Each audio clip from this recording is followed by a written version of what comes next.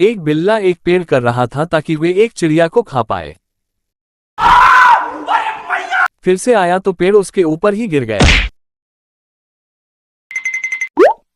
चिड़िया को पकड़ने के लिए पेड़ में हाथ देता है, चिड़िया नीचे से निकलता है। फिर वे हवा देने वाला मशीन लाता है, तब चिड़िया नीचे से निकलता है लेकिन पकड़ नहीं पाता है। लास्ट में बदमाश चिड़िया नीचे से बॉम्ब